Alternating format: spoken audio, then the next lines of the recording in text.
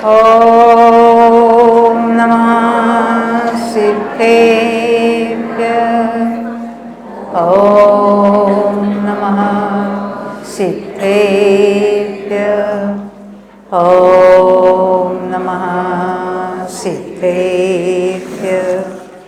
ॐ शुद्धात्मने नमः। नमो अरिहन्ताणं नमो सिद्धाणं नमो आयर्याणं नमो वत्सायाणं नमो लोये सौवसाहुणं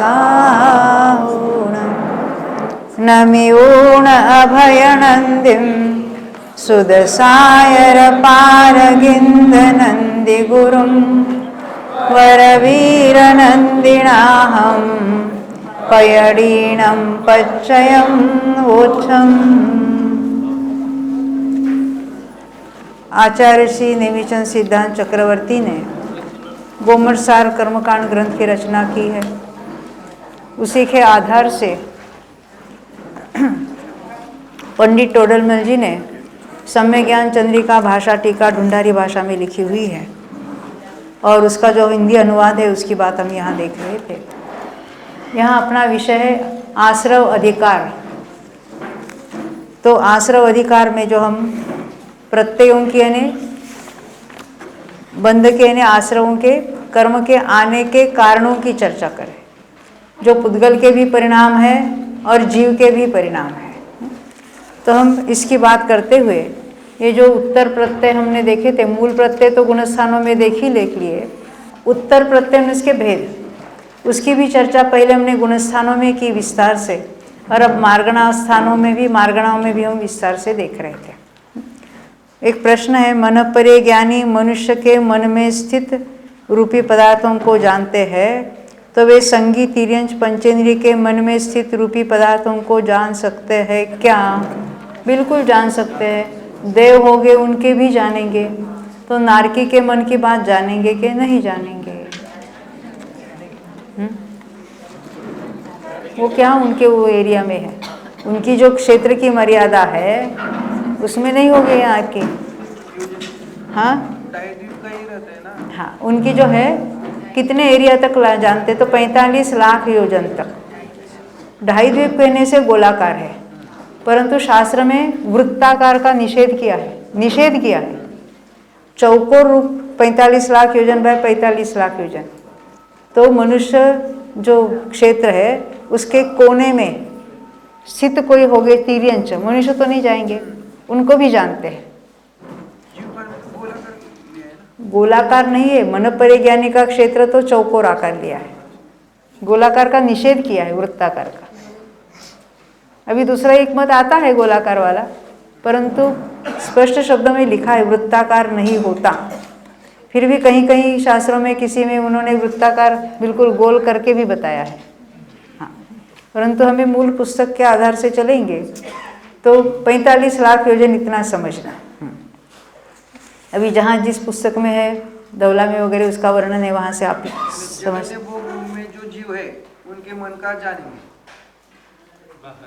बाहर वाले कैसे जानेंगे? अभी जैसे कि मानुषोत्तर पर्वत पे बैठे हैं मुनिराज।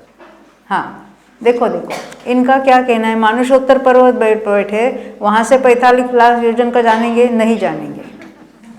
नहीं जानेंगे। वो बैठे वहाँ से 45 लाख योजन नहीं काउंट करना है।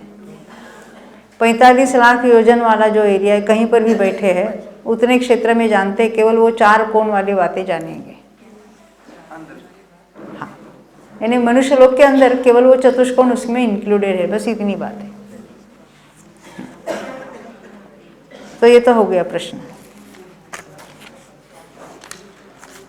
विदेह क्षेत्र में जब सीमंदर स्वामी के निर्वाण के बाद दूसरा जब सीमंदर भगवान होते हैं, तो दूसरे सीमंदर पहले सीमंदर के निर्वाण के पहले ही उनका गर्म जन्म तप कल्याण हो जाते हैं क्या? और कोई बात है?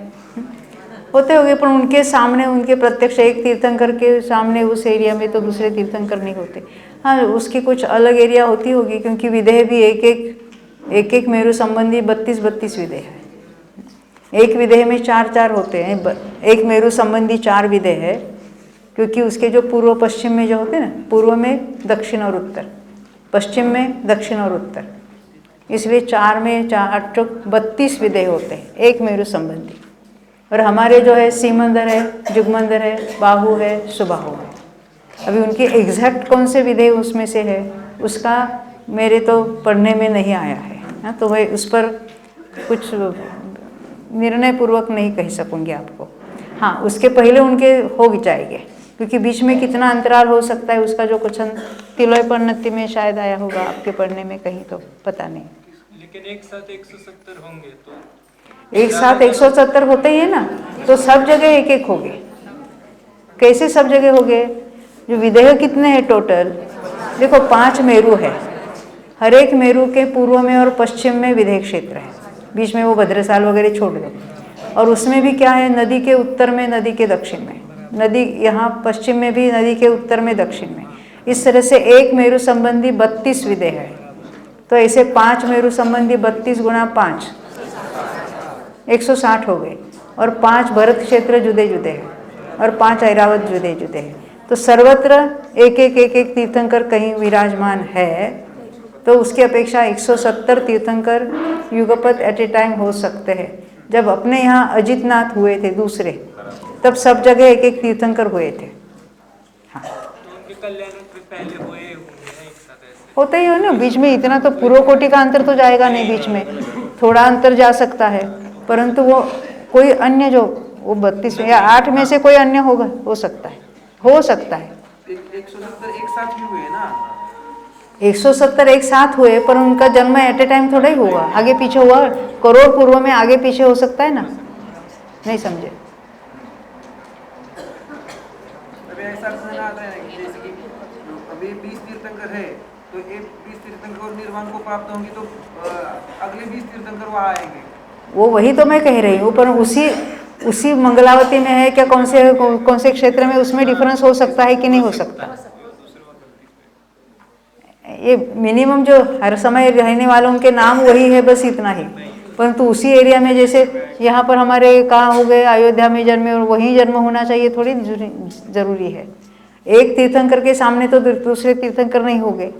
हाँ, अभी आगे बढ़ते अभी हम एक यहाँ हमारे लिए कोई एक प्रश्न तो नहीं है, उनका क्या कहना है पढ़ते हम। कृपया पूज्य गुरुदेव श्री ने एकला विद्या गुरु अथवा एकला उपकारी कहवा एना करता, यानी उसके बदले पूज्य गुरुदेव श्री ने परमार्थ परम उपकारी विद्या गुरु कहवा यानी मानवा उचित छे। पंच परमेष्ठी माना नहीं, मुमुक्षु क्षमा प्रार्थी। आप 3 ही क्यों, उसमें कितने भी 20 क्या 25 क्या असंख्यात भी विशेषण लगाएंगे तो भी कम है। गुरु का देखो, इनका कहना है, हमने कल बात की थी देव गुरु और शास्त्र। जब देव गुरु शास्त्र कहते तो उस गुरु को क्या, कौन से गुरु है? मुनिराज है। कौन से? आचार्य, उपाध्याय और साधु। उनको मात्र गुरु कहने से किसी को कोई एलर्जी नहीं आई, परंतु हमने गुरुदेव को विद्या गुरु कहा क्योंकि उन्होंने हमें अध्यात्म विद्या सिखाई। तो अध्यात्म विद्या सिखाई तो हम उनके प्रति बहुत उपकृत है। तो इनका कहना है, उनको केवल गुरु कहना, पूज्य गुरुदेव कहना या उपकारी गुरुदेव कहना, इसके बदले परमार्थ परोपकारी विद्या गुरु कहना आवश्यक है। केवल विद्या गुरु नहीं, अध्यात्म विद्या गुरु भी कहना चाहिए, मैं कह रही हूँ अपनी ओर से। तो कहते इतने 4 विशेषण लगाने से कुछ कम नहीं होगा, जितने लगाओ उतने कम है। और वो जितने लगा वो कम है कब कहेंगे? जब उन्होंने सिखाई हुई विद्या हम ग्रहण करें और आत्मानुभव करें तो हमने उनको गुरु माना, नहीं तो उनको गुरु कहने से गुरु नहीं होते। उनके जैसा कार्य तो किसी नहीं। ऐसे निकृष्ट काल में ऐसा उत्कृष्ट हमको उपदेश मिला है कि जो समझे तो उसका कल्याण हो जाए। तो जिसने उनको गुरु कौन कहने के पात्र है? जिसने समय दर्शन प्राप्त किया वही उनको गुरु कह सकता है, और उसके लिए जितने विरुद्ध लगाए उतने कम है। क्योंकि जो कार्य बड़े बड़े ज्ञानियों के द्वारा इतने सरल करके सामान्य जन को ये समझाया, बिल्कुल हम सहमत में है, परंतु हम उनका अभिनय नहीं कर रहे। हमने केवल उनको विद्या गुरु कहा, ये उनका अभिनय नहीं है, क्योंकि उनके सामने हमने मुनिराजों को भी गुरु कहा है। तो हमने कुंदकुंदाचार्य का अभिनय नहीं किया, हमने अमृतचंद्राचार्य का अभिनय नहीं किया, हमने नेमिचंद सिद्धांत चक्रवर्ती का अभिनय नहीं किया, हमने उनको केवल गुरु में बिठा दिया है। उनके सामने भी हमने परम उपकारी वगैरह कुछ विशेषण नहीं लगाए थे। इसका अर्थ ऐसा नहीं होता कि हम उनके अभिनय कर रहे हैं। हम भगवान महावीर को केवल भगवान महावीर कहते हैं। अब उनके पीछे तो कितने विरुद्ध लगाने चाहिए। देखो, इन्हें केवल भाषा में उसको नहीं करना है। उनका विनय तभी कहलाएगा जो उन्होंने बताया हुआ तत्व ज्ञान हम सुनेंगे, समझेंगे, पचाएंगे और आत्मज्ञान करेंगे, तो हमने उनकी सच्ची विनय की, ऐसा कहने में आता है। बिल्कुल हम सहमत हैं, ये कहने में कुछ दोष नहीं है और कहना भी चाहिए, परंतु हम जिस विषय की बात करें, जिस अपेक्षा से हम उसका वर्णन कर रहे हैं, उसमें हमने उनका कोई भी अभिनय बिल्कुल नहीं किया है। उल्टे तो हम उनसे उपकृत है। हमने तो पूरा जीवन 75 से लगाकर गुरुदेव के ही सभी हमने प्रवचन बारंबार इतने बार की समय सार, जैसे तो हमारे यहाँ 6-6, 8-8, 10-10 बार आद्योपांत स्वाध्याय हुआ है। उनके कोई भी ऐसे ग्रंथ लिखित रूप से बाकी नहीं है जिन पर हमने सामूहिक स्वाध्याय भी नहीं लिया है। ये मैं यहाँ तो कर्णान योग पढ़ा रही हूँ, इसका अर्थ है हमने कर्णान योग के प्रतिपक्ष ऐसा कुछ है ही नहीं है, पक्षपाती ऐसा ही नहीं है। तो हम तो द्रव्यान योग तो रोज 2 घंटे सिखाते हैं और सीखते भी हैं, और 8.5 घंटे हमने गुरुदेव के ग्रंथों का ही अभ्यास किया है 1992 से। यानी हम गुरुदेव के प्रति बहुत उपकृत हैं। गुरुदेव का नाम लेने वाले कब से रिटायर हो गए, पूछो ना। उसकी बात नहीं है, कौन क्या करता है उसकी बात ही नहीं है। ये हम उनका तत्व ज्ञान आत्मसात करें तो ही हमने उनकी सच्ची विनय की। केवल उनको शब्दों में विशेषण लगाने से उनकी विनय नहीं होने वाली। ये अपने हृदय में जिसको जितनी भावना है तो उसके हर एक के है, और उसको बाहर दिखाना या नहीं दिखाना है उससे कुछ कल्याण नहीं। हमारा कल्याण क्या है, उनकी एक एक बात पर गौर करें, उसको समझें, तो उनकी बात समझकर अपने में उतारे, बस इतनी बात है। यानी मैं उनका निषेध भी नहीं कर रही हूँ, जिसने किसी ने लिखा हुआ है। हो गए ना प्रश्न। अभी आगे बढ़ते, अभी हम मार्गणाओं में उत्तर प्रत्यय देख रहे थे और भव्य मार्गणा तक आए थे। अभी हमारा विषय है सम्यक्त्व मार्गणा। सम्यक्त्व मार्गणा का अर्थ क्या देखा था, संसारी जीवों का किसी अपेक्षा से विभाजन करेंगे। तो सम्यक्त्व की अपेक्षा जब भेद करेंगे तो क्या होगा, कोई जो सम्यक दृष्टि नहीं है और कोई जो सम्य दृष्टि है, तो जो सम्य दृष्टि नहीं है उनकी क्या क्या क्या होगी, उसके कोई मिथ्या दृष्टि है, कोई सासाधन वाले हैं, कोई मिश्र वाले हैं। ये 3 भेद तो अलग है। और जो कोई सम्य दृष्टि है उनमें से कोई औपशमिक सम्य दृष्टि है, कोई क्षौपशमिक सम्य दृष्टि है और कोई क्षायिक सम्य दृष्टि है। ये 6 भेद हुए सम्यक्त्व के, नहीं सम्यक्त्व मार्गणा के। जैसे संयम के भेद कितने हैं तो 5 होते हैं, पर संयम मार्गणा के भेद कितने तो 7 होते हैं। ऐसे ही सम्यक्त्व के भेद पूछेंगे तो 3, और सम्यक्त्व मार्गणा की अपेक्षा यानी सम्यक्त्व की अपेक्षा सभी संसारी जीवों के भेद गनेंगे तो 6।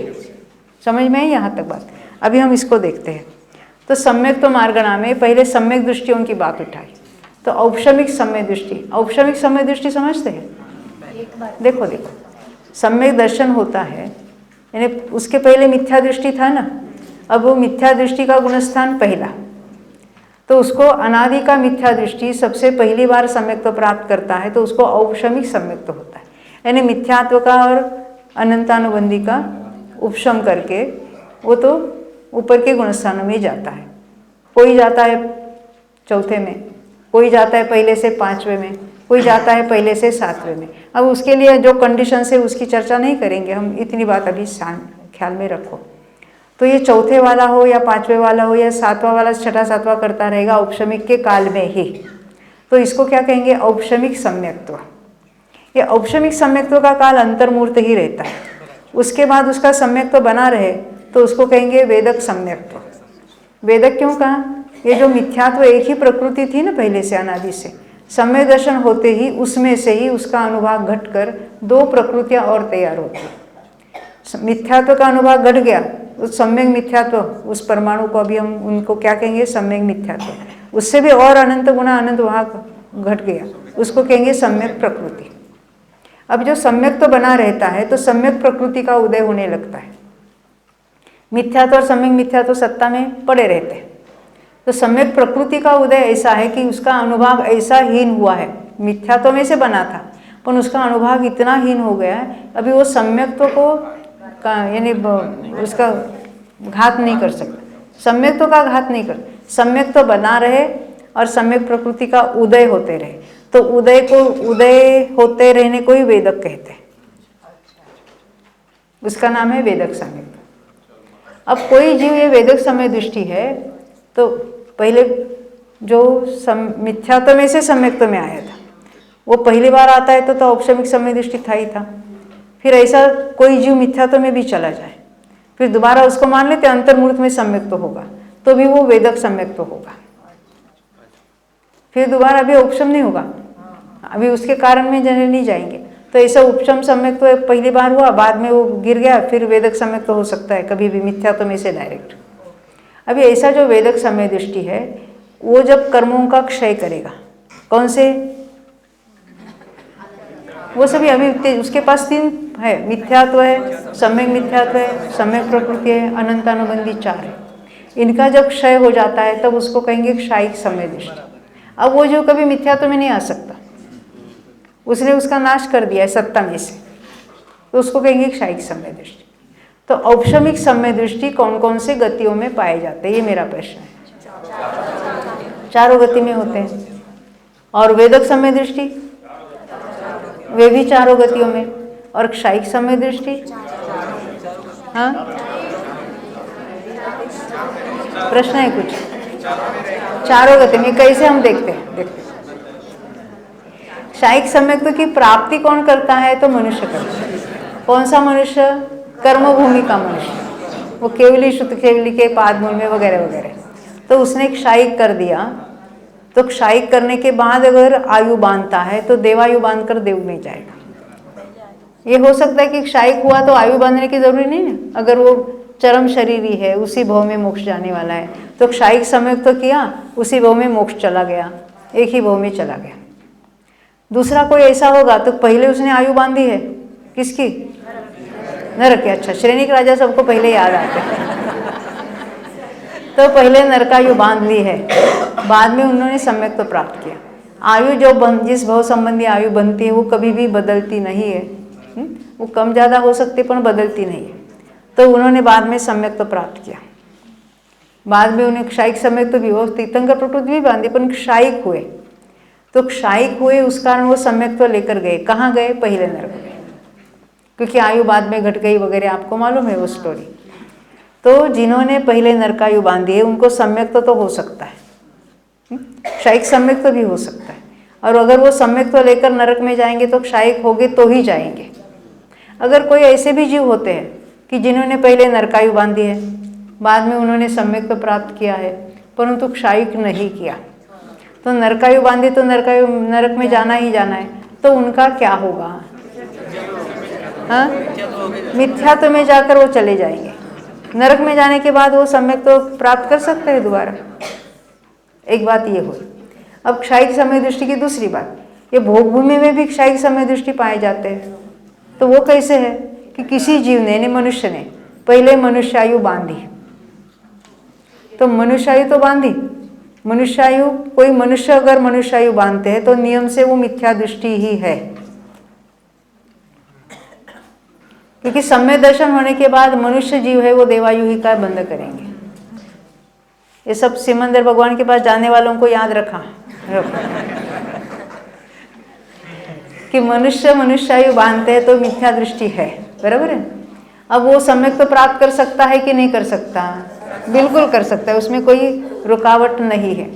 तो उसने सम्यक तो प्राप्त किया। अब हम पंचम काल की बात करते हैं कि पहले मनुष्यायु बांधी है और उसने सम्यक तो प्राप्त किया। अब वो सम्यक तो के साथ मरेगा कि नहीं मरेगा,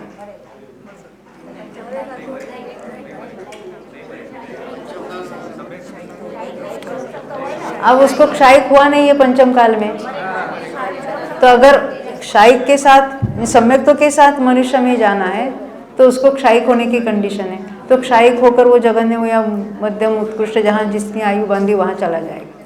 पर जिसने क्षायिक नहीं, क्योंकि पंचम काल के मनुष्य तो क्षायिक कर नहीं सकता, तो उसका क्या होगा? हाँ, उसका तो नियम से छूटेगा और फिर मिथ्यात्व में जाकर जहाँ की आयु बांधी वहाँ चले जाएगा, भले कर्म भूमिका हो या भोग भूमिका। समझ में ना? जो विदेह क्षेत्र में अभी जाना चाहते महाविदेह में सम्यक तो प्राप्त कर सकते, कोई बात नहीं, परंतु वो तो गिर कर जहाँ जाना पड़ेगा। ख्याल में आई ना बात? क्योंकि क्या अभी यहाँ पंचम काल में जन्मने वाले मनुष्य जन्म से कोई सम्यक दृष्टि होगा ना? बिल्कुल नहीं होगा, क्योंकि यहाँ मिथ्यात्व में ही जन्मते हैं। ऐसे कोई मानते हैं ये उसका अवतार आया, इसका अवतार आया, ऐसा कुछ नहीं आया। कोई सम्यक दृष्टि यहाँ पंचम काल में सम्यक के साथ जन्म नहीं लेता है। ख्याल में आई ना बात? अब कोई तिर्यंच सम्यक दृष्टि कैसे हो सकता है? क्षायिक वाला, किसी मनुष्य ने तिर्यंच आयु बांधा तो बाद में वो सम्यक तो प्राप्त कर सकता है। यदि वो क्षायिक हो जावे तो ही भोग भूमि का क्षायिक सम्यक दृष्टि तिर्यंच होगा। अदरवाइज वेदक सम्यक तो लेकर कोई मनुष्य में से मनुष्य में नहीं जा सकता, मनुष्य से तिर्यंच नहीं हो सकता, मनुष्य से नारकी नहीं हो सकता। हाँ, पर किसी ने पहले देवायु बांधी है और बाद में सम्यक तो प्राप्त किया है, तो सम्यक तो लेकर वो देव में जा सकता है। क्षायिक सम्यक से, क्योंकि उपशम सम्यक में किसी का इन्हें प्रथम उपशम में तो मरण होता नहीं है, यहाँ कोई क्षायिक है ही नहीं है, तो वेदक सम्यक तो जो है उसके साथ मरकर यहाँ से देव में जाएगा। या किसी ने सम्यक तो पहले प्राप्त किया है, अभी तक आयु नहीं बांधी और बाद में उसको आयु बांधनी है। मनुष्य और तिर्यंच सम्यक तो होने के बाद अगर आयु बांधते हैं तो वो देव में ही जाते हैं। हाँ, देव सम्यक दृष्टि नारकी और सम्यक दृष्टि देव और सम्यक दृष्टि नारकी मनुष्य में ही आएंगे, मनुष्य आयु बांधकर। परंतु मनुष्यों के लिए ये सारे कंडीशंस बताए। ऐसे कुछ नियम होते हैं और वो नियम में कोई अपवाद नहीं होता। भूमि में जाके दोबारा सम्यक ले लेगा जिसका छूट गया। देखो, जिसका एक बार सम्यक तो छूट गया है वो कहाँ जा सकता है? चारों गति में कहीं पर जो आयु बांधी वहाँ कहीं पर भी जा सकता है। तो दोबारा उसको सम्यक तो हो सकता है कि नहीं हो सकता? बिल्कुल हो सकता है, क्योंकि उसको अभी सादी मिथ्या दृष्टि कहेंगे। अब उसके सम्यक तो प्राप्ति के समय से ही उनके गिनेंगे तो अर्धपुद्गल परावर्तन मैक्सिमम काल है, उतने काल में वो कभी भी अंतर्मूर्त में बाद में भी फिर सम्यक तो प्राप्त कर सकता है। और अधिक से अधिक इतना तो कुछ कम, क्योंकि सम्यक तो भी प्राप्त करेगा और उस भव में मोक्ष भी चले जाएगा। भोग भूमि में मोक्ष नहीं होगा। भोग भूमि का जीव जो मिथ्या दृष्टि है वो वहां पर सम्यक तो प्राप्त कर सकता है, क्षायिक नहीं, प्रथमोपशम या वेदक। समझ में आती है ना बात? हाँ। परंतु जो सादी मिथ्या दृष्टि है उसको दोबारा सम्यक तो प्राप्त करने के लिए चारों गति में है, परंतु वो संगी पंचेंद्रिय होना चाहिए। जो कंडीशंस बाकी है ना, तो उसके अभी खाली वो उसे पहले किया था इसलिए डायरेक्ट हो जाएगा, ऐसे ही बैठे बैठे ऐसा नहीं है। वो भी पुरुषार्थ पूर्वक होगा, वो भी निर्णय पूर्वक, फिर दोबारा निर्णय वगैरह सब बातें आएगी वहाँ पर। तो अभी हम देख रहे थे औपशमिक सम्यक दृष्टि है, क्योंकि ये नाम हमसे उसे औपशमिक कहने से पता नहीं चलता ना क्या है। तो औपशमिक सम्यक दृष्टि है, तो उसके कितने अभी हमने 4 चौथे गुणस्थान से अधिक कहाँ तक हो गए? 11वें तक। 11वें तक कैसे चले जाएगा? पहले गुणस्थान से तो 7वें तक ही जा सकता है। हाँ, पर जो मुनिराज है, जो वेदक सम्य दृष्टि है, जो उनके पुरुषार्थ बढ़ता है तो उपशम श्रेणी चढ़ के उतरते हैं। उपशम श्रेणी चढ़ना भी अपूर्व पुरुषार्थ है। हम एक बार गए थे, वो देउलगांव राजा, क्या नाम है गांव का नाम क्या? देउलगांव राजा। तो एक महिला ने प्रश्न पूछा हमसे, एक चिट्ठी आई कि बेचारे मुनिराज कौन? बेचारे मुनिराज, अरे हम आप जानते हैं कि उपशम श्रेणी वाला नियम से गिरता है, तो उनको पता नहीं था तो उन्होंने उपशम श्रेणी क्यों चढ़ी? ये उपशम श्रेणी चढ़ना कोई ऐसी साधारण मामूली बात नहीं है, अपूर्व पुरुषार्थ है वो भी। और उसमें श्रेणी में चढ़ते समय भी और उतरते समय इतने कर्मों की निर्जरा हो जाती है, हल्का हो जाता है एकदम भार। ऐसे भी बहुत सारी चीज़ है। तो उपशम श्रेणी चढ़ना ये तो 6ठे 7वें गुणस्थान वाली सहज होता है। वो अभी मुझे उपशम श्रेणी चढ़ना है कि मुझे अभी क्षपक श्रेणी चढ़ना है, तो क्या अच्छा, उपशम करना अच्छा है कि क्षय करना अच्छा है? जीव को क्या करना चाहिए? आप क्या करना चाहते बोलो? क्षय करना है ना? अरे कुछ नहीं कर सकते, ये नक्की करना है। वो कर्म परद्रव्य है, उसमें अपनी कुछ नहीं चलती है। जीव तो अपने में पुरुषार्थ करेगा, अपने में स्थिर रहेगा, तो स्वयं में वो कर्मों में ये सब उथल पुथल हो जाती है। ये उपशम करना तो चाहिए ना, जब सम्यक तो प्राप्त करना है, हमें सम्यक तो करना है, हमें सम्यक तो करना है, तो क्या करेंगे अभी? वो मिथ्यात्व को कैसे उपशम आवे? और वो पुरुषार्थ क्या कर्मों को हटाने का? नहीं नहीं, अरे तत्व विचार करना यही पुरुषार्थ है। जब जीव तत्व विचार में लगते हो तो इसमें मोक्ष मार्ग प्रकाशक में लिखा है ना कि जीव की क्या कर्तव्य है, बस वो तत्व विचार पूर्वक उसी में लीन हो जाए। जब वो तत्व ज्ञान में, उसमें वो विचारों में इतना लीन हो जाता है तो कर्मों में बहुत सारी उथल पुथल हो जाती स्वयं। वो 5 लब्धि के प्रकरण में बहुत उसका वर्णन किया है ना। तो उसमें जीव में कर्मों की तरफ देखने की जरूरत नहीं है, उसको कर्म संबंधी ज्ञान नहीं होगा, वो भी ऑटोमेटिक हो जाता है। तो फिर आप क्यों पढ़ा रहे हो? देखो, उपशम श्रेणी मैक्सिमम एक भव में 2 बार हो सकती है, और पहली बार सम्यक तो प्राप्त करके अर्धपुद्गल परावर्तन का जितना काल है उसमें अधिक से अधिक 4 बार हो सकती है, उससे ज्यादा नहीं। और क्षपक श्रेणी कोई कितने बार मांडेगा? वो तो no return, one way traffic है। सम्यक तो भी प्राप्त करने के बाद फिर बहुत घूमना नहीं मिलेगा संसार में, पहले सोच लो बराबर। हाँ उपशम श्रेणी एक भाव में 2 बार चढ़ी तो उसी भाव में वापस तुरंत मोक्ष आया। हाँ, एक बार किसी ने एक भाव में 2 बार उपशम श्रेणी चढ़ी और उतरी तो क्षपक श्रेणी मान सकता है, उसका कोई निषेध नहीं है। और उपशम श्रेणी चढ़ के उतरना चाहिए ऐसी भी कोई जरूरत नहीं है, डायरेक्ट भी कोई क्षपक श्रेणी मान सकता है।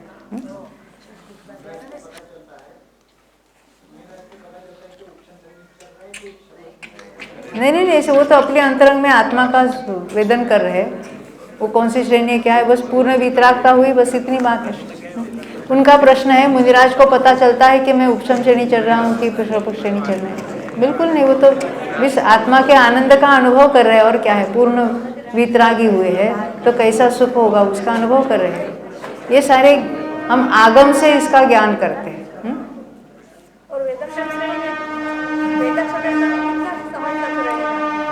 देखो, आपका ये प्रश्न है, औपशमिक सम्यक्तों का काल हमने देखा अंतर्मुहूर्त, तो इनका कहना है वेदक सम्यक तो कितने काल तक रहेगा? तो भवोन तक भी रह सकता है।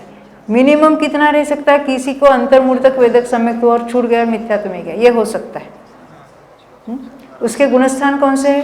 4, 5, 6, 7, ऊपर नहीं, क्योंकि श्रेणी समय चढ़ते समय या तो द्वितीय उपशम होगा तो उपशम श्रेणी चढ़ेगा, और क्षयिक समय दृष्टि हो जाएगा तो उपशम श्रेणी भी चढ़ सकता है, क्षपक श्रेणी भी चढ़ सकता है।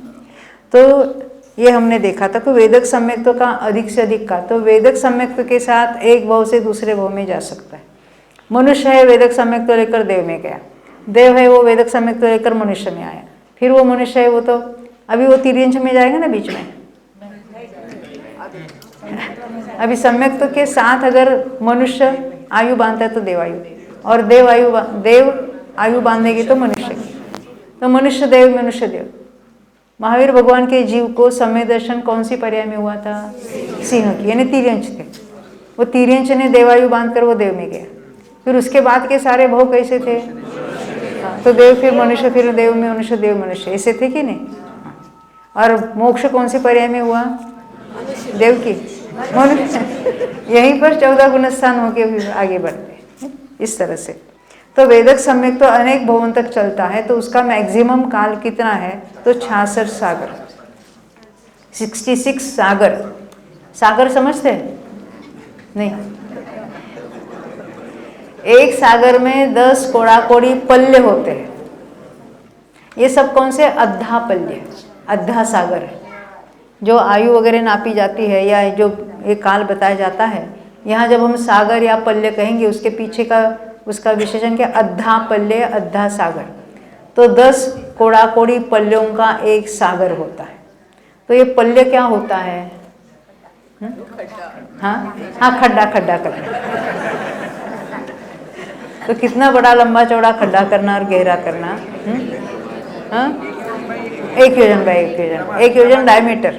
और वो कौन सा योजन है? महायोजन। महायोजन ने ऑर्डिनरी से 500 गुना बड़ा होता है। तो उतना उसका गड्ढा करना और वो रोम खंडों से खचाखच भर देना। ये रोम खंड क्या होता है? बालों के टुकड़े। कौन से? उत्तम भोग भूमि में जो न्यूबॉर्न है ना, 7 दिन के अंदर जन्मे हुए, वो घेटा कहते हैं उसके, मेंढे। तो उसके बाल की, उसका अग्रभाग का कट करना, या ऐसा दिखाते हैं ना टीवी पर। हाँ, तो क्यों? वो एकदम पतला, वहाँ थिन होता है। तो ऐसा टुकड़ा कि जिसका दूसरा टुकड़ा नहीं हो जाए, उनको कहेंगे रोम खंड। ऐसे रोम खंडों से वो गड्ढा खचाखच भर देना। फिर क्या करना?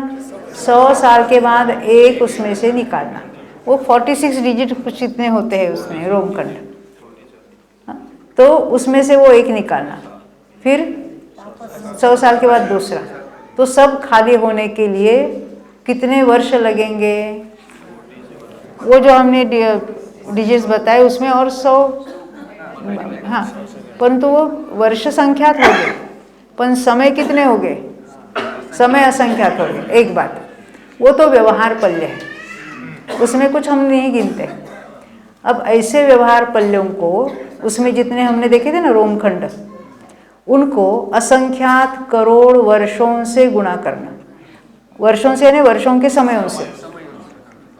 फिर से सुनना, 1 सेकंड में कितने समय देखे हमने? हजारों कोड़ा कोड़ी आवली, और एक एक आवली में जगन्य युक्ता संख्या समय। तो 1 मिनट में कितने हो गए? 1 घंटे में कितने हो गए? 1 साल में कितने हो गए? तो असंख्यात करोड़ वर्षों के समयों से उसको गुणना है। किसको? वो जो, हाँ, वो जो 100 वर्षों से उसको गिना किया था ना, उसको जो संख्या आएगी उसको कहेंगे उद्धार पल्य। ये उद्धार पल्य में क्या गिनते हैं? तो मध्यलोक में कितने द्वीप और समुद्र है उसको गिनते हैं। ये जम्बू द्वीप, फिर लवण समुद्र, फिर धातकी खंड, और फिर वो कालोदरी समुद्र, फिर पुष्कर, और इस तरह से असंख्यात है। वो कितने असंख्यात है? हाँ, 25 कोड़ा कोड़ी उद्धार पल्य, इतने द्वीप और समुद्र है। एक से दूसरा दुगुना, उससे दुगुना, उससे दुगुना, उससे दुगुना, उससे दुगुना। तो इतना करते करते अंतिम कौन सा है? स्वयंभू रमण समुद्र। वो कितना बड़ा होना चाहिए कि उसकी एक बाजू की अगर विड्थ लेंगे तो उसके विड्थ से भी छोटी विड्थ, सेंटर से बाकी सारे असंख्यात द्वीप समुद्र उसमें समा जाए। इतने एक राजू के आधा तो एक बाजू से है, सेंटर से लेकर स्वयंभू रमण समुद्र। वो राजू, आधे राजू का भी आधे राजू में वो ज़्यादा है, 1.5 लाख योजन का डिफरेंस पड़ता है उसके अंदर। तो यह है ऐसे, उसको कहेंगे उद्धार पल्य। अब उद्धार पल्य के जितने समय है उसको असंख्यात वर्षों के समयों से गुणा करें तो जाए आगे का अद्धापल्य। तो कितने हुए उसके अंदर समय, वर्ष भी कितने हुए कि उसके पल्ले के असंख्यातवें भाग में भी असंख्यात अबज वर्ष चले जाते, असंख्यात पूर्व कोटियाँ चली जाती है। ऐसा आता है ना, गुरुदेव के प्रवचन में बहुत आता है। तो ऐसे पल्यों से वो सागर बनता है। कितना? 10 कोड़ा कोड़ी पल्यों का एक सागर। अभी वो कितना आप इमेजिन कर सकते, कितनी बात है ये। तो कहते आपका प्रश्न क्या था? ये वेदक सम्यक्त्व कितने काल तक चालू रह सकता है? तो 66 सागर काल तक। और वो 66 सागर तभी हो जाएंगे वो जीव जब चौथे, पांचवें, छठे, सातवें में मिलकर काल गिनेंगे। तो अकेले चौथे गुण स्थान में होगा तो 33 सागर से ज़्यादा नहीं हो सकता। अकेले चौथे और पांचवें में काल गिनेंगे मनुष्य देव तो 42 सागर से ज़्यादा नहीं होगा। पर कभी मुनि हो गए तभी वो ये सब 66 सागर का काल गठित हो सकता है। तो हो सकता है उसके बाद भी अंतर्मूर्त, पहले वो तीसरे में आ जाए और फिर अंतर्मूर्त में वो सम्यक्त्व प्राप्त किए और एक 66 सागर तक रह सकता है। पर वो सम्यक्त्व का काल नहीं गिनेंगे, बीच में तीसरे गुण स्थान में आया है। अभी ये वेदक सम्यक्त्व का काल, अभी क्षायिक सम्यक्त्व का काल कोई गिनेंगे ज़्यादा से ज़्यादा? वो अंतर्मूर्त हो सकता है कि नहीं हो सकता? अरे एक बार क्षायिक हुआ तो अभी सिद्ध में जाएगा तो क्षायिक सम्यक्त्व कायम रहेगा। अभी वो तो अनंत काल तक क्षायिक समय दृष्टि रहेगी, समझे? हाँ, अभी उसका तो क्षायिक समय का मिनिमम काल कितना होगा? अंतर्मूर्त कैसे क्षायिक समय दृष्टि हुआ, शपक से नहीं चढ़ा, परंतु वो संसार अवस्था में अंतर्मूर्त होगा। बाकी है तो वो तो सादी अनंत वाला, संसार अपेक्षा से बात करनी है तो। अभी यहाँ पर देखते हैं, देखो सम्यक्त्व मार्गणा में अभी हमने उसके भेदों की चर्चा की, क्या होता है। औक्षमिक सम्यक्त्व में हमको प्रत्यय देखना है। तो मेरा ये प्रश्न है, जब वो शुद्धोपयोग में है तो वहाँ पर उसको बंध है क्या नहीं है? हाँ, निर्णय नहीं है। हाँ, क्या नहीं है? मालूम नहीं, मालूम नहीं, नक्की करते हैं ना। चौथे गुणस्थान वाले को अंतर्मूर्तक शुद्धोपयोग में है, अगर उसको बंध नहीं मानेंगे तो बंध अभी बिल्कुल नहीं होता, कहाँ होता है? 14वें में। तो उसका चौथा गुणस्थान क्यों कहेंगे? चौथे गुणस्थान में बंध के प्रत्यय कितने अभी गिनाओ?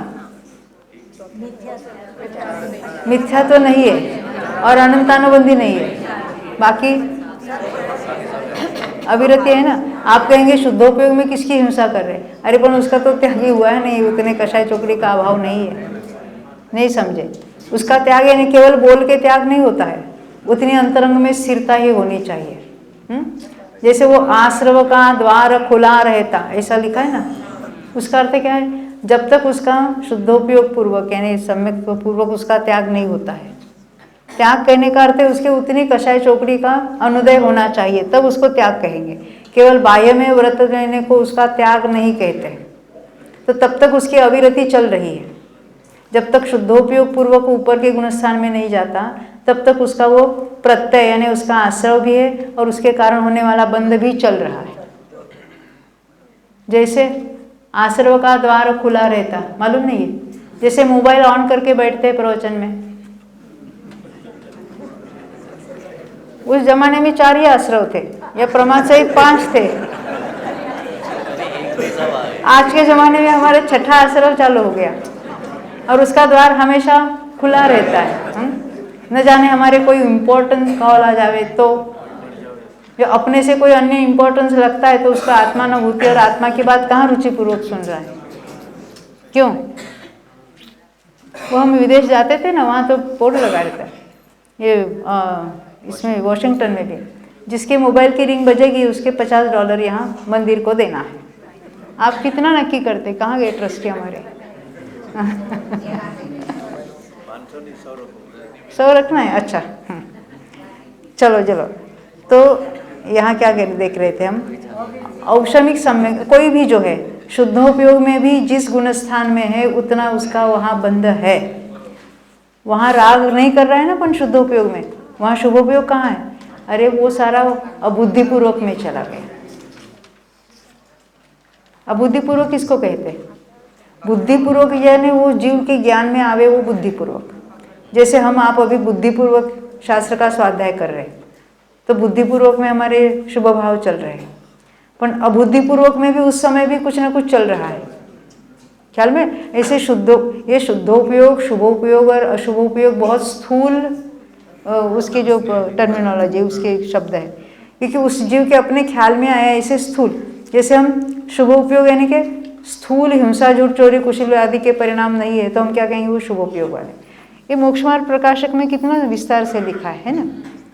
तो जो चौथे गुणस्थान वाला शुद्धोपयोग में है उस समय उसके अनंतानुबंधी का तो अनुदय भी है और यहाँ जीव के कषाय भी नहीं हो रहे, मिथ्या तो भी नहीं है, परंतु उसके अप्रत्याख्यान, प्रत्याख्यान, संज्वलन सब है।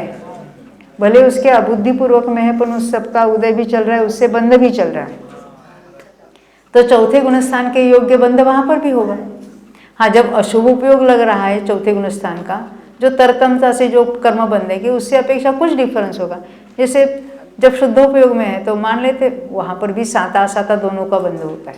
पूरा अंतर्मूर्त उसका जो सम्यक्त्व का काल है ना, फिर से सुनना जिसको अभ्यास है उसको, औक्षमिक सम्यक्त्व का पूरा अंतर्मूर्त शुद्धोपयोग का नहीं है।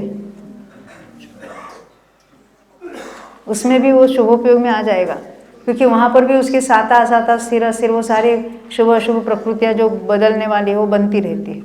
अभी इसके लिए तो जिसका अभ्यास है उसको थोड़ा मैं क्या कहना चाहती हूँ वो ख्याल में आ जाएगा। हम ऐसा समझते थे प्रथमोपशम हुआ है तो अंतर्मूर्त में उसको शुद्धोपयोग में है। हाँ, अंतर्मूर्त में है, पर वो पूरा उपशम सम्यक्त्व का काल अकेला शुद्धोपयोग का नहीं है, उसके बाद वो शुभोपयोग में भी आएगा।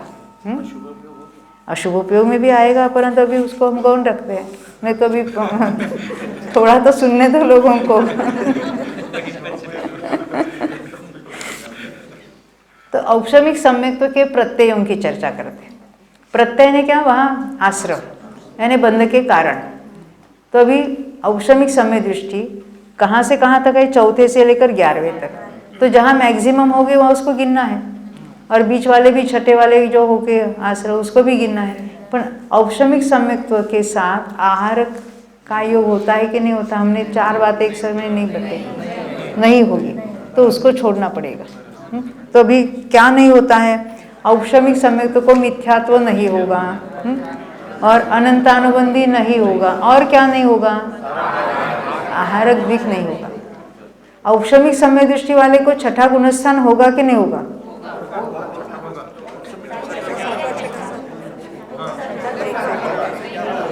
अरे 7वें में गए तो छठा 7वां हजारों बार होगा, और जो द्वितीय उपशम करके श्रेणी उतर के आए उसको भी छठे 7वां गुणस्थान भी होगा, परंतु उसको आहारक द्विक नहीं होगा, ना आहारक का योग और आहारक मिश्र का योग नहीं होगा, क्योंकि 4 बातों में से कोई भी 2 बातें एक साथ नहीं हो सकती, ये हमने देखा था। हाँ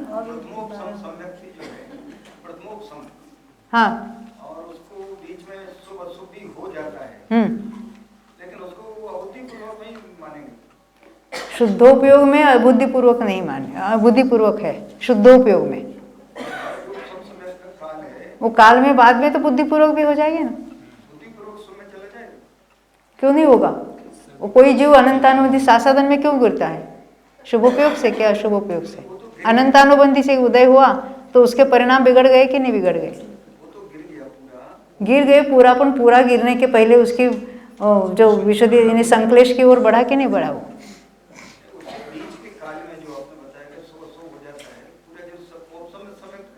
देखो जो औपशमिक सम्यक्त्व का जो अंतर्मूर्त है, स्टार्टिंग में तो कैसा है, वो गुण संक्रमण वाला काल है, वहाँ तो बढ़ती हुई विशुद्धि है उसका, तो वहाँ तो शुद्धोपयोग हम घटित करेंगे रे भले, पर शुरुआत में जो उसका जो गुण संक्रमण है और बाद में वो विद्यात संक्रमण हो जाता है, उसका अर्थ क्या स्टेडी हो गई ना उसकी अभी विशुद्धि।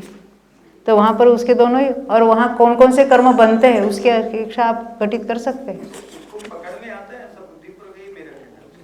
बाद में वो तो काल ही इतना छोटा है ना उसमें, वो बुद्धिपूर्वक यानी बुद्धिपूर्वक में भी चले जाए, बुद्धिपूर्वक में भी पकड़ने में कोई हर्जा तो है ही नहीं उसके।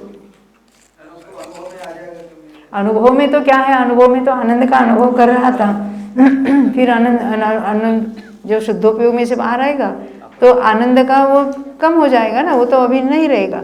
आनंद का अनुभव किया ये तो रहेगा उसके, परंतु बाद में कोई अन्य विचार में चला जाएगा वो।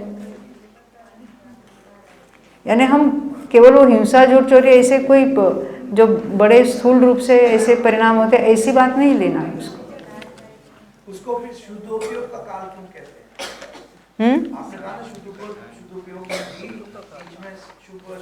शुद्धोपयोग में नहीं कहा मैंने उपशम सम्यक्त्व के काल में कहा, और बीच में नहीं कहा, बाद में कहा।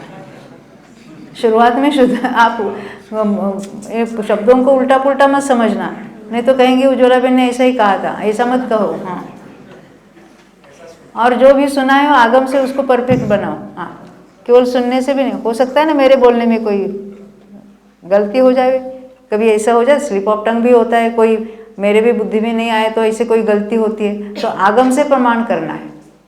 मैंने कहा इसलिए वो अच्छा, ऐसा नहीं है। आगम में अगर कोई अलग बात है तो आगम को स्वीकार करना है, आगम से बड़ा कोई व्यक्ति नहीं है। यहाँ व्यक्ति की प्रधानता नहीं, आगम की प्रधानता है, बिल्कुल आगम से चलना चाहिए।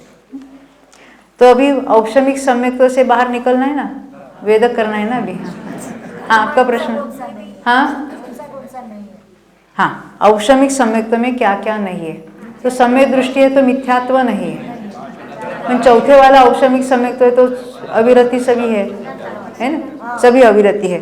तो क्या नहीं है, अनंतानुबंधी नहीं है, कषाय में से अनंतानुबंधी नहीं है, और औपशमिक सम्यक दृष्टि के औदारिक का योग होता ही नहीं है।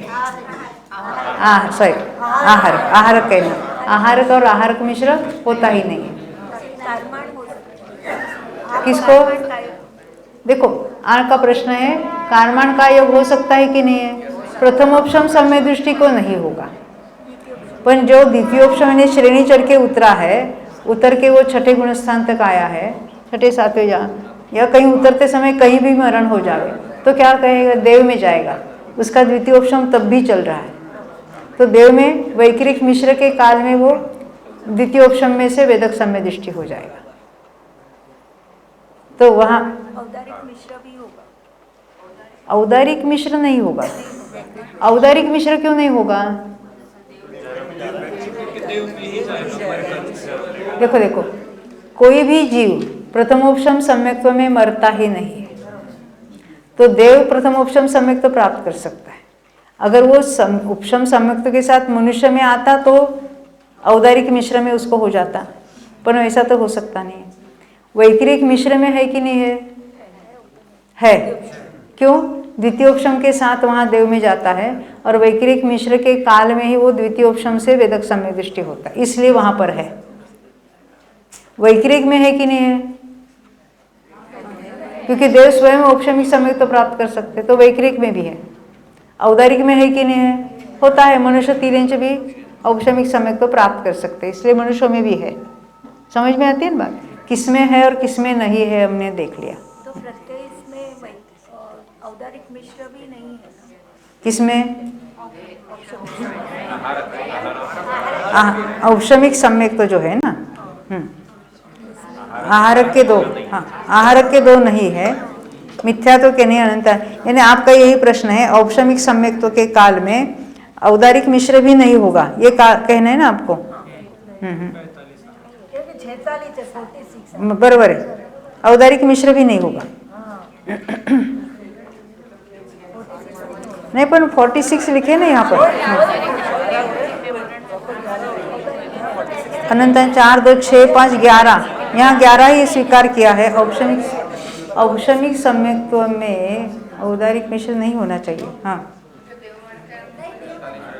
देव नहीं मरता प्रथमोपशम में, प्रथमोपशम में कोई मरता नहीं है, ना देव मरता है, ना मनुष्य मरता है, ना नारकी मरता है, ना तिर्यंच मरता है। औदारिक में होता है, औदारिक मिश्र नहीं होगा इसमें। हाँ, यहाँ से किसी ने शुरुआत करी, दूसरी गति में चलेगा तो कारमान का योग के साथ में रहेगा ना औदारिक मिश्र। औदारिक मिश्र कैसे होगा? देखो, द्वितीयोपशम के साथ मरने वाला देव में ही जाता है, और प्रथम के साथ कोई मरता नहीं है। अपन द्वितीयोपशम को घटित कर रहे हैं, द्वितीयोपशम वाला जैसे चौथे गुणस्थान में आया, तो अगर वो गिर गया है परिणामों से, तो वहां पर उसको विग्रह गति में भी तो मानेंगे ना। विग्रह गति में क्या कहेंगे? कारमान का योग। और जब तक निवृत्ति पर्याप्त है तब तक भी पर वो वैक्रिक मिश्र होगा ना, औदारिक मिश्र नहीं होगा। हाँ, ये बातें ना वो सिद्धांत कोश में से लिए, उसमें तो कुछ हाँ गलती होनी चाहिए। औदारिक मिश्र भी नहीं होगा यहाँ पर, क्योंकि बाकी तो वेदक वगैरह में होगा, इसमें औदारिक मिश्र को भी नहीं में लेना पड़ेगा औपशमिक सम्यक्त्व में। बराबर है? हाँ,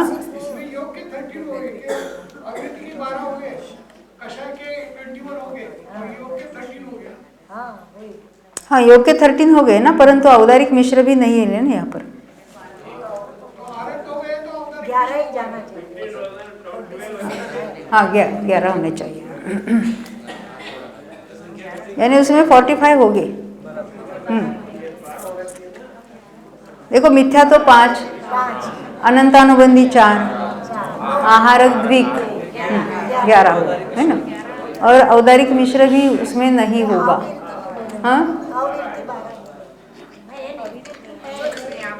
चौथे गुणस्थान वाले को अविरति है ना। हाँ। हम द्वितीयोपशम की बात नहीं कर रहे, औपशमिक सम्यक तो जब कहते हैं तो उसमें प्रथम उपशम द्वितीयोपशम दोनों आ गए। हाँ 11 हो जाएगी और ये इसमें 45 करना पड़ेगा, नहीं 11 नहीं 12 हो जाएगी। अब वेदक सम्यक्त्व में वेदक 40 की जगह 45 लिखना। हाँ 40 के जगह 45 करना पड़ेगा। अब वेदक सम्यक्त्व में तो ये हो सकता है ना, औदारिक मिश्र भी हो सकता है, वैकृतिक मिश्र भी हो सकता है, आहारक भी हो सकता है, दोनों। क्या नहीं होगा? मिथ्यात्व के 5 नहीं होंगे और अनंतानुबंधी के 4 नहीं होंगे, क्योंकि चौथे गुणस्थान में मैक्सिमम है, उसको हम कंसिडर करेंगे। वेदक सम्यक्त्व के साथ आहारक तो हो ही सकता है, आहारक का योग हो सकता है, आहारक मिश्र भी हो सकता है। हाँ, इसलिए केवल ये 5 और 4 9 नहीं होंगे, तो 48 हो गए। और क्षायिक समय दृष्टि के चौथे गुणस्थान में मैक्सिमम है, उसको वो लेना है, उसके भी मिथ्यात्व के 5 नहीं होंगे और अनंतानुबंधी 4 नहीं होंगे, बाकी सब हो गए उसके। हाँ।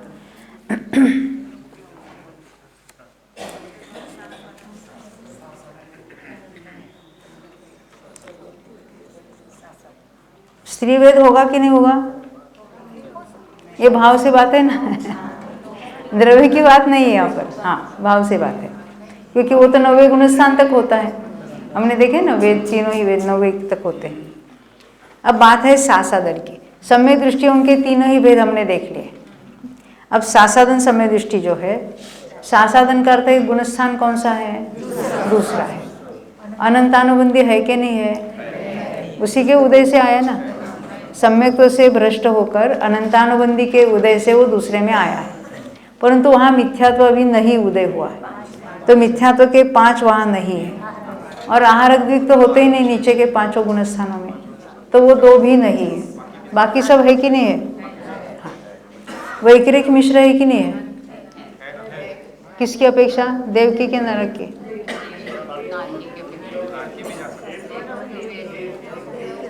वैकृतिक मिश्र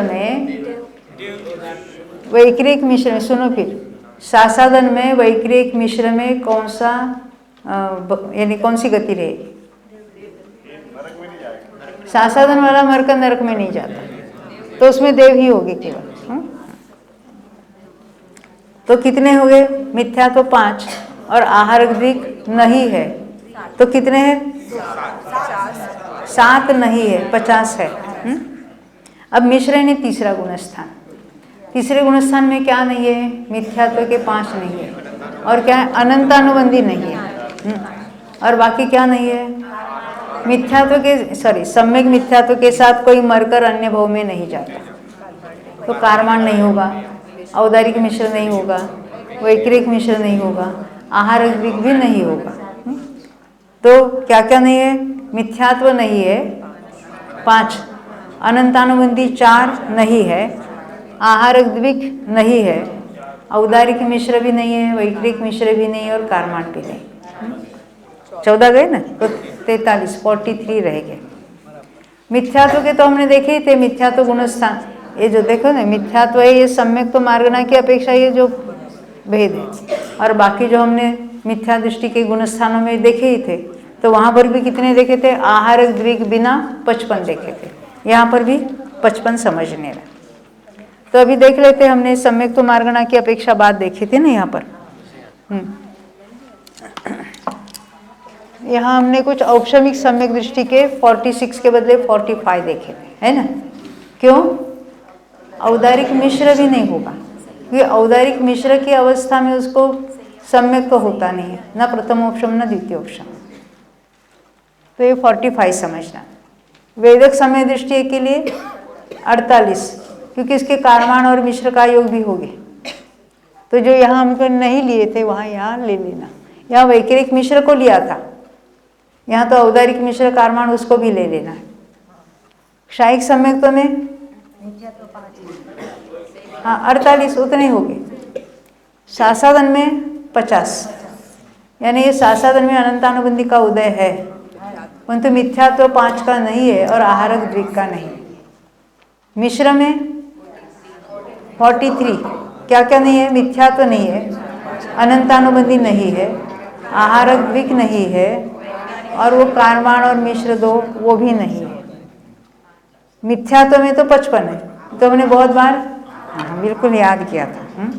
ये सभी नाना जीवों की अपेक्षा से एट ए टाइम हम सबको ले रहे हैं।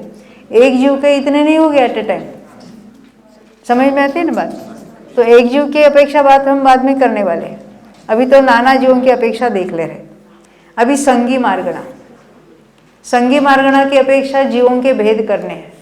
तो कौन से भेद करेंगे? संगी यानी मन सहित। तो मन किनको होता है? कोई पंचेंद्रियों को मन होता है तो उनको संगी पंचेंद्रिय कहेंगे। और असंगी कहने से असंगी पंचेंद्रिय तो आ ही गए, उसके नीचे के सारे एकेंद्रिय भी, द्विंद्रिय भी, तीन्द्रिय भी, चतुरेंद्रिय भी, असंगी, ये सारों को क्या कहेंगे? असंगी पंचेंद्रिय। तो इसकी अपेक्षा हमको यहाँ देखना है। तो संगी में सभी है क्योंकि सारे गुणस्थान भी है। तो संगी मार्गणा की अपेक्षा गुणस्थान कितने होते हैं? 1 से 12। जीव समास में संगी पंचेंद्रियों को 1 से 14 गुणस्थान कहेंगे। संगी मार्गणा की अपेक्षा, संगी यानी जो मन सहित मन से जानने का कार्य करते वो संगी। मैंने कहा ना मार्गणा की अपेक्षा जहाँ जो है उसका भेद होगा, जिसे मनुष्यनी और स्त्रीवेदी में देखा था वैसे यहाँ हमको समझना है। तो संगी मार्गणा में गुणस्थान 1 से 12। और फिर अरिहंत भगवान को क्या कहेंगे हम? संगी असंगी से रहित। उनको मार्गणा में उनको भी विभाजन करना है। तो संगी है तो सारे गुणस्थान आएंगे 12वें तक, तो 57 आश्रम हो जाएंगे। असंगी के क्या नहीं होगा? हाँ 45 बताए ना। मिथ्या तो होगा कि नहीं? मिथ्या तो सभी है, अविरति सभी है, कषाय सभी नहीं, क्योंकि असंगी पंचेंद्रिय, हाँ पुरुष वेद स्त्री वेद असंगी पंचेंद्रिय के होगा, एकेंद्रियादि के नहीं होगा, असंगी के होगा। हाँ मनोयोग नहीं होंगे और वचन योग भी 3 नहीं होंगे, अनुभव होगा। और बाकी आहार ग्रिक तो होते ही नहीं है इस तरह से। असंगी के फिर असंगी पंचेंद्रिय तक के लेना है। तो मिथ्या तो 5 है, अविरति सभी है कर, हाँ मन वाला अविरति नहीं होगी, बरोबर। यानी अविरति 11 होगी, मन की अविरति नहीं होगी, एक बात। और क्या नहीं होगा कषाय में? कषाय में सभी होंगे क्योंकि असंगी पंचेंद्रिय के तो वो भी होंगे। हाँ और फिर योग में क्या नहीं होगा? मनोयोग 4 नहीं होंगे और वचन योग भी 1 ही होगा, अनुभव होगा, बाकी नहीं होंगे। अभी अपना समय हो गया, इसकी बात हम भी रिवाइज करेंगे फिर थोड़ी देर दोपहर में फिर बताएंगे। अभी अपना समय हो गया है। बोलो 2400 भगवान की।